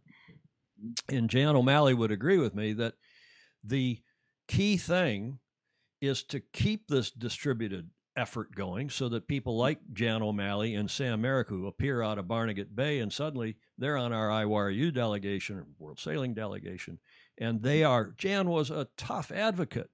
And when you're a tough advocate, the other people coalesce around you and say, hey, you know what? Lead us, help us lead whatever. And specifically in the U.S., lead us away from this Eurocentric set of regattas, and the people down under, we've got a lot of viewers. Alex Saldana, I see, is watching down in Rio. We've got people in South America and in Australia and New Zealand, and they watch the show in part because they like Julia. It's not because they, right? It's not because they like me, but because we have interesting guests, Bruce, and we do thank you again. And because we advocate some concepts that are helpful to everybody, and especially those down under and in South America, and we've got people on here from Cape Town, South Africa, because Europe is allowed to run World Sailing. So we have one regatta in Miami that is fairly well attended in January, and then after that, it's hopping from one regatta to another, whether it's part of the so-called World Cup circuit, which is dying. We know that's gone. Right. It's dead as a doornail. It was a bad idea, and it's expensive for everybody, including and especially World Sailing. And the sooner they get rid of that non-sailing CEO, the better it'll be for all of us. Sorry, I got it in, Julia. I got it in. Okay. But kind of near the end of the show there, Tom. What's that? Yeah, you got to the end of the show. Well, I don't put it in gratuitously. I mean, I feel strongly about it, but particularly when the U.S. gets one vote at the AG, the annual general meeting of World Sailing, and Europe gets 35 votes, because there's 35 different countries all that get a vote. Okay, I get it. It's the UN's the same way, and that's why you have the Security Council, which is what the Council of World Sailing is. World Sailing's trying to get rid of the Council and make their organization even more staff-centric than it is now. I hope you and Corey and the rest of our people will fight it, because we're never going to have a strong Olympic program if the whole Olympics is Eurocentric, where we have to spend big money to send our sail, this, over to sail in Weymouth, to sail in Hyères, to sail in Palma, to yada, yada, yada. And the the Olympic sailors have to keep a boat here if they're lucky, and one over there, and back and forth and yada, yada, and skip around in European regattas. When we used to be able to sail at Bayview Yacht Club or Grosse Pointe Yacht Club or Portage Yacht Club out where I was, with our little 470s, with our laser, with a Flying Dutchman, and you could train up, because we'd have a real national championship for the FDs. Remember the Klotz brothers? You must remember the Klotz brothers from Cowan Lake. Totally. Great guys. Yep. I learned more sailing against them than, But that, Bruce, how do we get that going in the U.S. where we reinvigorate the Olympic classes and Olympic class racing here in the U.S.? And where better to do that than in SoCal, where the 2028 Olympics are going to be in Long Beach? Yeah, I think we need to do it all over the country, just not in SoCal. And if you look at what Hunt Lawrence and Don Riley are doing with the Triple Crown, it's exactly part of that. It's a Grand Prix circuit event where you're doing what I call payday racing. You win, you get money. I mean, that's exactly the kind of things we need to do at the Olympic level. But we do have a circuit, Tom, in the sense of the ODP. We have camps around the country that are basically created an ODP circuit. Leandro and his coaches have been very deliberate about moving those clinics around the country to create that circuit. So what needs to happen is we need to extrapolate from what's happening in the ODP into the Olympic level. And that's got to bridge through the college environment. Remember, we need to continue training in fast boats when the kids are in college. And that's one of certainly the disappointments of having Greg Fisher not on the team right now is that, although Greg says he's going to continue to help as he can. But we do have a good relationship with the college coaches. We need to partner up with the colleges because, you know, not everyone that goes to these great schools that we have here are the right size to sail in college boats. They're bigger and they should be sailing in Olympic boats. So if we can bridge the college gap when these kids graduate and have a circuit where we can focus on what we call domestic training, and then where we're ready, we spend the money to go overseas, we will be very successful. Remember the FD team, those 6 boats I talked about in 1984, did a lot of domestic training, and then we check in on our training by going to a regatta overseas. We didn't make training overseas our focus. It was too expensive, exactly. Right? So domestic training, we're doing it right now in youth. Our youth programs are doing beautifully. All U.S. sailing has to do is be the grease between the gears. We need to take what we're doing youth sailing and just scale it up. So I think if we're effective at doing that, bridging the gap from ODP up into the Olympics, we need more athletes. And I think if we can lower the cost of the entry and to participate on this Olympic squads and on these, I call them platform teams by the classes, then we can be effective. So these are the things that we're trying to articulate and start doing, and I'm looking forward to rolling into the new quad with some of these ideas. I'm delighted to hear all that, and so I'm sure, because again, we're getting more thumbs up and hearts here, Julie, aren't we? You know Bill Canfield, who's president of the U.S. Virgin Islands Sailing Association and Taylor Canfield's dad. Bill is saying realistically it takes 2 quads to medal, and a campaign now costs up to $1 million per quad. One of the, and I don't know if it's quite that much, but I've heard those numbers from others. And we know that the Brits, for example, are paying their top sailors $100,000 a year, just pay a salary for them to go sailing. I also fear that, you know, we've got problems with kids coming out of college now, and they got a lot of student debt. They can't afford to go off and do this, and they've been sailing the wrong boats. They've been, as you said, sailing collegiate 420s and FJs, and all they learn how to do is to start and ooch and rock and pump. And they don't really they're not sailing high performance boats. Although I'm delighted to see that they're starting to sail big boats now. There's some big boat collegiate racing. Yep. And that's, you know, aside from the Kennedy Cup and aside from 1 or 2 match racing events. It takes 2 quads, and it sounds like that's what the ODP is doing, is that it is taking the multiple quad approach, getting young sailors going and getting them inspired now. May I just interrupt, because the selection of equipment is also a basic question of everybody. How it's selected, how it's sustained, where is the popularity, you know, and how much costs? Can I make it in my backyard? I mean, as a world sailing issue, you're saying? Well, and as a U.S. issue too. Well, because the world sailing makes that decision, and our approach, as you know, Bruce, had always been, well, look, we're not too worried about this equipment or that equipment.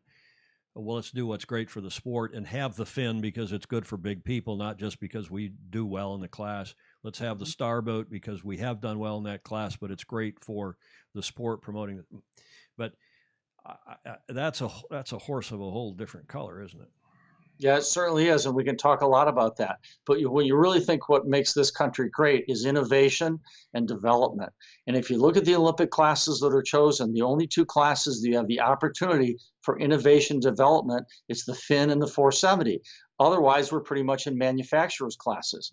And this country has historically done well in boats that we could build and we could innovate in. When we were great, we were building all the sails and the hulls and everything in all these boats. I mean, I think, I can't remember, but maybe Bill Buchan, who won the gold medal in '84, while his son was in the Star, while his son was winning the gold medal in the FD, I think he might have sailed his own boat. He had a Buchan. And I'm not positive of that, but I think that might be true. I think it was, and I think you also made the point earlier about how our FD prospects improved considerably as soon as we had Mark Lindsay building FDs, and we could build FDs instead of having to go buy a modder in Germany or what was the Italian boat? Bianchi Cecchi. The Bianchis, yeah.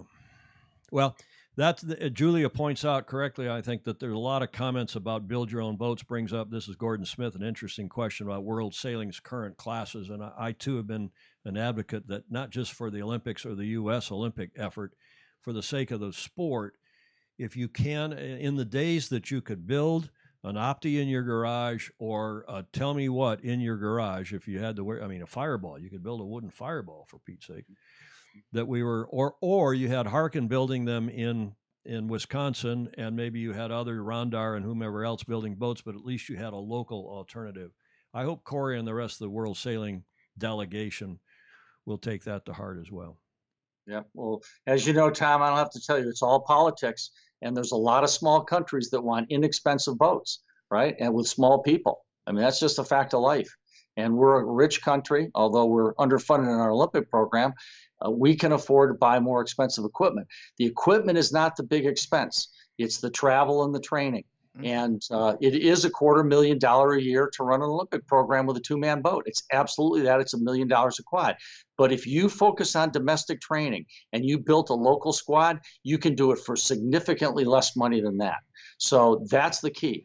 If we develop the Center of Excellence in Long Beach or San Francisco, regardless, we can create an environment with local employers and local schools. One of the problems is our kids go to great schools. There's high expectations for them when they're done with sailing, or when they're done with their Olympic career or their college sailing. They're expected to have great jobs and provide for their families. So they can't be an American and do both in the current environment. But could you imagine if you could move to LA and you could have a job that's part-time with an employer that would pay a good wage, more than what it would normally be for the amount of time you have to take off? Or if you wanted to study and get your MBA over 4 years instead of 2, that you could do that. That's the kind of environment we've got to create for our athletes, for those that have other interests. And remember, when you have a 6-boat squad, not everybody's going to go to the Olympics. One is going to go to the Olympics. So there needs to be something that's beneficial for the other 5 that are contributing all this time, because the guy who goes is only better than the 5 that he beat. So if you don't have people that you can be better than, it's very hard to be good. Absolutely. And you're getting, again, the thumbs up and the hearts, because it rings so true. And not only do you have the Center of Excellence, and suddenly you get the community activated and people are saying, oh, we got the Olympians here, the prospective Olympians, we'll find them jobs. We will get them into the local university school for this and that and the other thing. And we might even house them. Lots of people can house people, and that cuts down now the campaign costs. But one other thing you just said I wanted to touch on, not just touch on, focus on for a sec. And that is this idea of a 6-person squad. I think one of the problems we've got is that we forced on us by USOC is that they wanted us, and this was happening back when I was executive director, so this is not new. They wanted us to focus on the 1 or 2 top, the so-called elite athletes, and focus our money and coaching and travel on 1 or 2 elite athletes, get them over to whatever regattas and whatever competitions, and get them to the USOC training center where they go in there and work out and talk to the sports physiologists and the sports psychologists and so on. I think that's hurt us big time in the U.S. I think you go back to what you've been saying, and Corey apparently saying about grassroots and across the board, where you've got strength from Seattle to Miami to Boston to San Diego, through the Great Lakes, through Texas, through the Gulf Coast. That is our strength. And if we instead of having, we're going to preordain like they do in a lot of countries because, they've got limited resources and they don't have countries of our size and scope. If we're going to preordain one or two people, I think we're going to, as our so-called U.S. sailing team, I think we're going to continue to fail.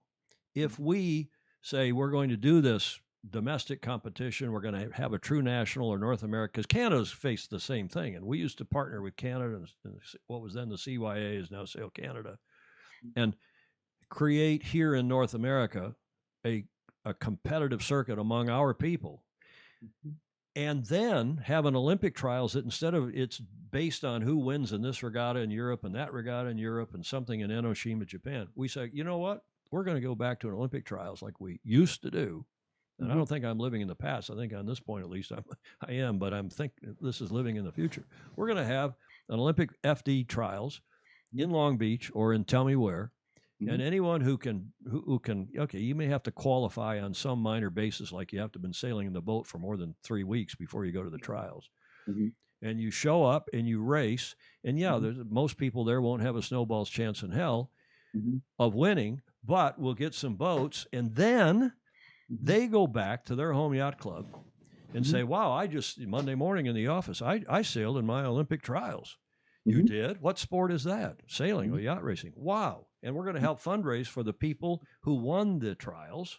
And we're going to provide some trial horses, people to go out and race against them in the best sense of the history and tradition of the sport. Do you remember in the 470 class, do you remember meeting Bob and Mary Johnstone? Oh, yeah. I love that guy. Huh? So, I love that guy. And I met way before he was working at Alcourt, AMF Alcourt, way before he was, he and Rod had hooked up to do J-boats. He was working, at an advertising agency in Chicago, and they were living in north side of Chicago. And there was well met. And there was a 470, tell me what, nationals, someplace, and we all went and sailed our little 470s. I don't remember where. It may have been Lake Carlisle in southern Illinois, or it may have been who knows where it was. And there's Bob and Mary. She's on the wire, and he's driving. And they were, they were okay. They weren't going to win the thing, but they were having a ball, and their kids were in diapers, some of them. And they were competing, Bob and Mary. And I'm sure he went back and, then he showed up at a USYRU meeting and created the youth championships, out of whole cloth. And that was a huge thing for us in this country. But the fact that he could go sail in the 470 trials alongside you and me and whoever else was there was wonderful. I think you got to get back to that. Yeah. So can I comment on what you said about the USOPC? All of it. I have a different viewpoint than you do on that, Tom. And my viewpoint is they've been some of our biggest supporters. And what the USOPC funds... Excuse me, who's the USOPC? They've changed the name from USOC, U.S. Olympic Committee, to U.S. Olympic and Paralympic Committee. I didn't know that. Okay. Yeah. USOPC. USOPC. So it doesn't roll off the tongue as well, but that's the new organization. They've been very big supporters of ours, but they are not as much in the development business as we have to be. And so they pay for results. And so if we have more people that can get those results that they're willing to pay for, they will fund more people. So it's not really that they're only picking the best ones. The ones that we have that get their funding have qualified for it. So I think we need to correct the thinking on that. They've been very, very helpful to us. And it so happens that we do have some good athletes that are deserving of their funding. What we need to do is we need to have more athletes help push those top athletes who could then also qualify for funding. And it wouldn't just be from the USOPC. As I mentioned, Hunt Lawrence at Oak Cliff is creating a whole funding stream there. And he has criteria. You got to win. And so this is all part of the thing. So I just think it's important for the record to understand that it's a criteria thing with the USOPC. If you do this well at the Worlds, you get this amount of money. And if there's five boats in that criteria, they get the money. So it's not a matter of an overall budget thing. Is you just gotta climb the ladder. No, understood and well understood. But by the same token, I don't think we can do all of our structure based on what in effect, we're from the federal government, we're here to help, which is the USOPC's approach. And I get that. And Gordon Smith is saying the USOPC model is the same as the UK model. And Clark Chapin, and a fellow Michigander, is saying, yes, I get that and totally agree, but I'm interested in the process of developing talent from both the U.S. and Canada. Yeah, I think we agree with that, Clark. John Emmett, the celebrated coach in the UK, is saying it is important, and I fully agree with this, and it supports what I'm saying about how we should run our trials. It is important that the trials mirror the conditions of the Olympics as much as possible.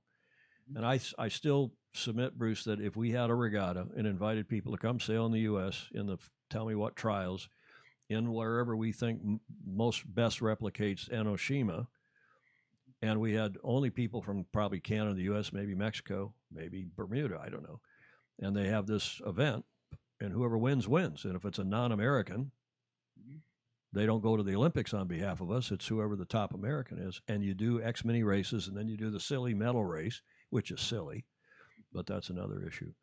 There are a couple other really cool comments here. May I respond to that real quickly, Tom?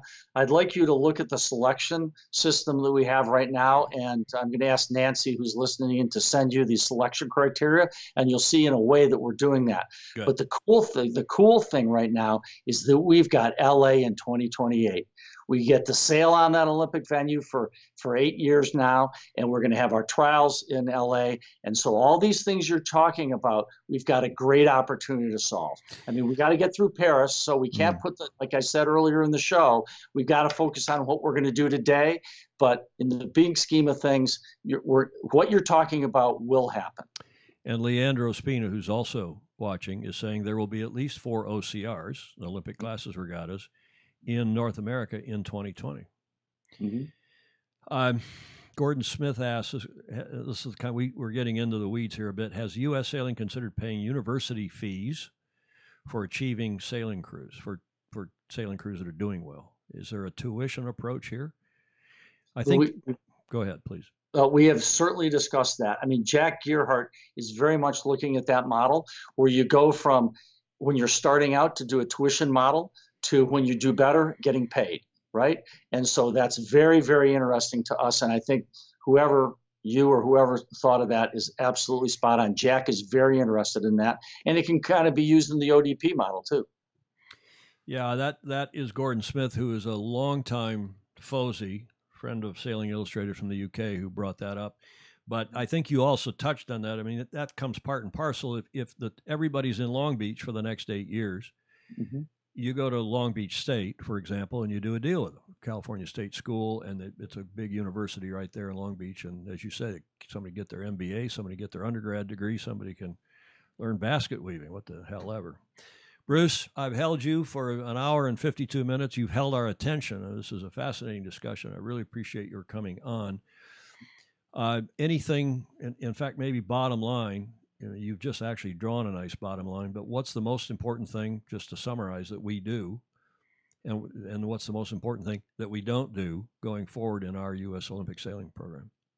The most important thing we do is work in a cooperative, distributed environment where we work from the ground up to create a system that no one has anywhere else in the world.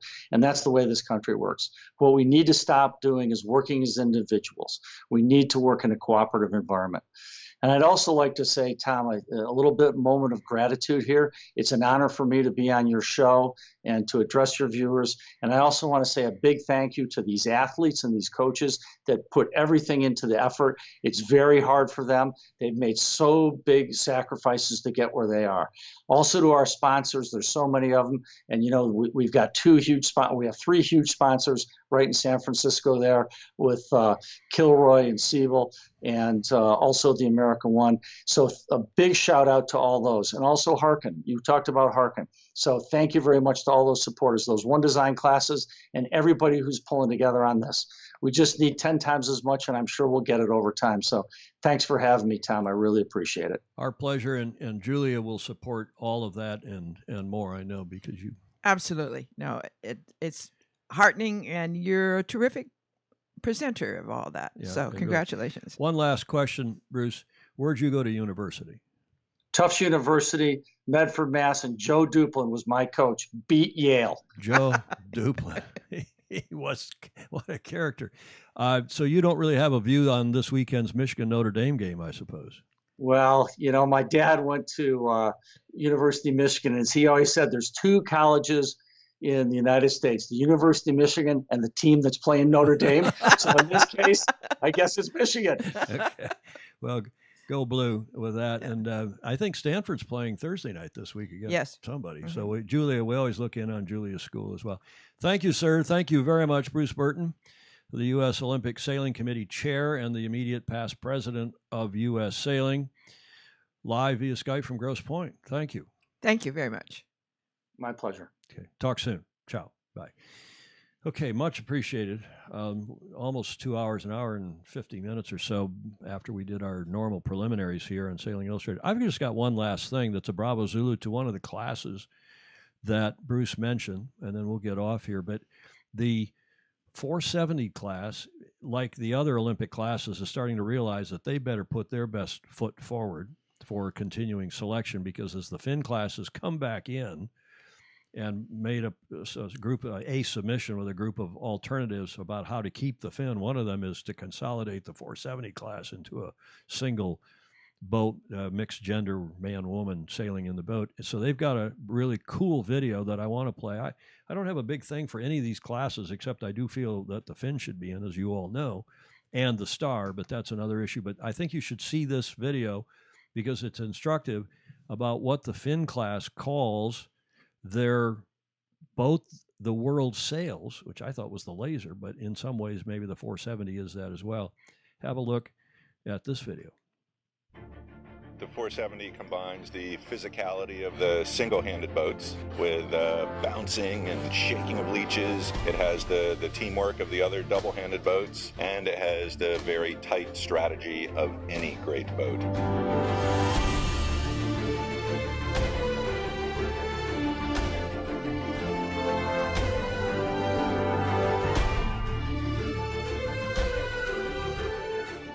Well, I sailed 470s for about 10 years, stepping into it from a 420, but people would come in from other boats and lasers, from toppers, even from oppies potentially. It's quite accessible for younger people. The level is growing and growing. It makes it so challenging.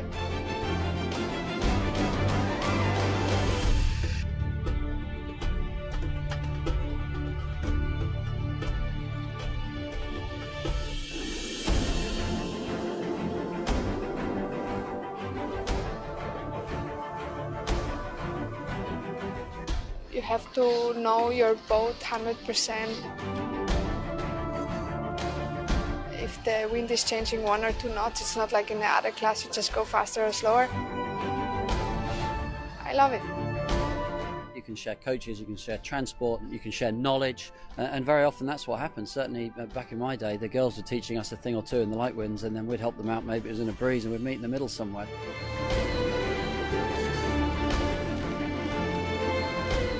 Everything you learn in a 470 about setting up the rig, about the design of the sails, the trim of the boat, trying to look for every little bit of advantage. And then, of course, the tactical side is absolutely paramount in the 470. So for me personally, it's been a perfect foundation to go into keel boats, both the understanding of the technical side and the understanding of the tactical side.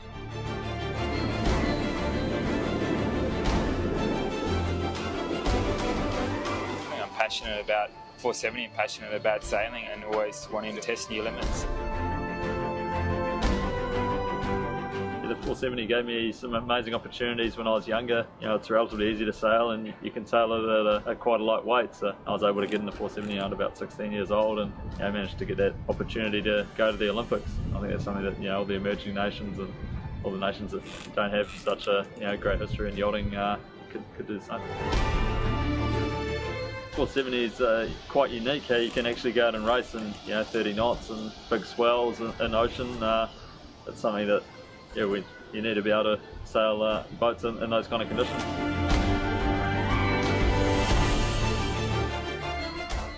Everybody can get a dream.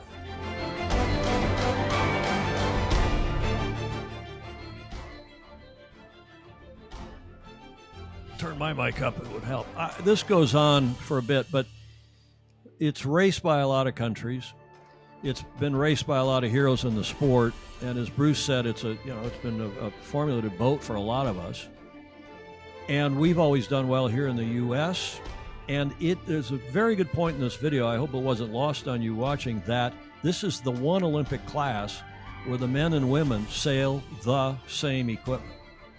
It's not like the 49er and the 49er FX or the Laser and the Laser Radio. So there's a lot to be said, what they call the racer's choice, the boat the world sails. Okay, that's all a bit of overkill, but cool stuff. Nice video by the 470 class, and I give them full marks, and Icarus Sports for putting that together. That pretty well wraps it up for us. We're just in under 2 hours now, and very interesting. I want to thank Bruce Burton, who is the chairman of the U.S. Olympic Sailing Committee, for what I thought, Julia, was a very enlightening couple of hours with Bruce. Do you want to say your piece again about sharing and so on? Yes. Please take the time right now to like, share, and subscribe to Sailing Illustrated. And I think this is a good message for not just American sailors, but for sailors across the planet. So when you hit that share button, it does help us. We get more viewers, as we did last Friday with Luca Devote's announcement about running for World Sailing. And you can become a patron, as you know, over on sailingillustrated.com and help this viewer-supported webcast, live stream. Okay, we want to thank those who gave us lots of video and photos for today's show. And as always, wish you the best rest of your week. Have an enjoyable week. It's Tuesday now, 1500 here in San Francisco. It is 2200 in Europe. I know it's 2400. It's midnight in Europe. And it's already the afternoon in New Zealand tomorrow. Thank you for joining us. Hope to see you on Friday, same time, same channel. In the meantime, sail fast, sail safe, have fun. Ciao.